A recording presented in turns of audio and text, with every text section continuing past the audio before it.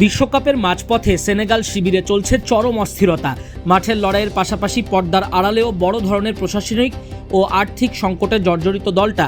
বিভিন্ন প্রতিবেদনে দাবি করা হয়েছে আফ্রিকা কাপ জয়ের বোনাস এবং বিশ্বকাপের যোগ্যতা অর্জনের বোনাস এখনও পাননি খেলোয়াড়রা। এতে ড্রেসিং রুমের পরিবেশও নেতিবাচক প্রভাব পড়েছে। এর সঙ্গে যুক্ত হয়েছে যুক্তরাষ্ট্রে দলের আবাসন নিয়ে অসন্তোষ।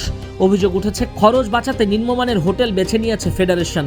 এমনকি দলের নিয়মিত শেফকেও সঙ্গে আনা হয়নি। ফলে উপযুক্ত পুষ্টিকর খাবার না পেয়ে অনেক খেলোয়াড়কে স্থানীয় দোকান থেকে নিজেরাই খাবার কিনতে হচ্ছে।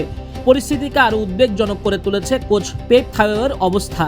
প্রতিবেদনে বলা হয়েছে তিনি এখনও আনুষ্ঠানিক চুক্তি ছাড়াই দায়িত্ব পালন করছেন এবং কয়েক মাসের বেতন বকেয়া রয়েছে। বিশ্বকাপের মতো বড় আসরে এমন বিশৃঙ্খলা সত্যি অবিশ্বাস্য।